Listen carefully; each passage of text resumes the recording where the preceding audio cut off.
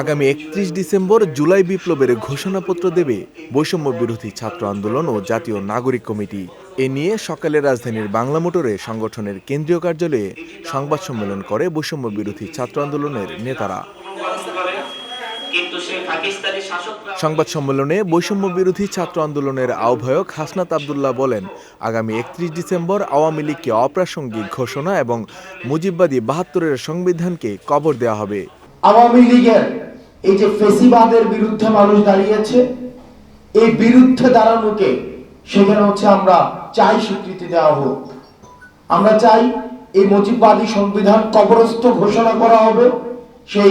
সেই যেখান থেকে এক দফার ঘোষণা দেওয়া হয়েছে, ঠিক সেই জায়গা থেকে মুজিববাদী ৭২-এর সংবিধানের কবর রচিত হবে। ৩১ তারিখের ঘোষণাপত্র বিগত সিস্টেমকে রিজেক্ট করবে উল্লেখ করে জাতীয় নাগরিক কমিটির মুখ্য সংগঠক সার্জিস আলম বলেন, সেই ঘোষণাপত্রে দেশের মানুষের আশা আকাঙ্ক্ষার কথা থাকবে।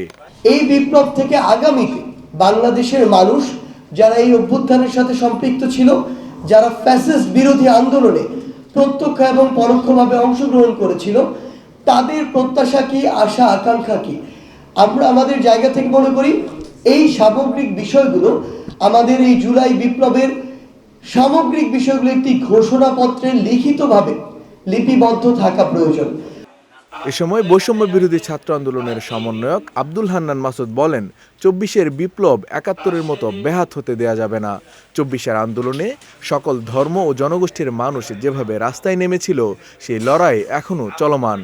আমাদের এই ২৪-এর গণঅভ্যুত্থান, ২৪-এর এই বিপ্লব আমরা ৯০-এর মতো ব্যাহত হতে দিতে চাচ্ছি না, ৬৯-এর মতো ব্যাহত হতে দিতে চাচ্ছি না।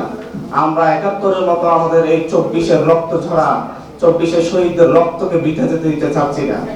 আমরা মনে করি আমাদের এই ২৪-এর রক্ত ঝরানোর মধ্য দিয়েই, শহীদদের রক্তের বিনিময়েই নতুন বাংলাদেশ পুনর্গঠিত হতে হবে এবং এটাই হবে বাংলাদেশের ইতিহাসের সর্বশেষ অধিকারের জন্য তাদের রক্ত ঝরানো দেশের মানুষের। আমরা এর ধারাবাহিকতা চাচ্ছি না। জুলাই বিপ্লবের ঘোষণাপত্রের খসড়া কপি বিভিন্ন রাজনৈতিক দল ও আন্দোলনের সঙ্গে থাকা নাগরিক সমাজের প্রতিনিধিদের কাছে পাঠানো হয়েছে বলেও জানান বৈষম্য বিরোধী ছাত্র আন্দোলনের নেতারা। মানিক মোহাম্মদ ওমর, বিজেটিভি, ঢাকা।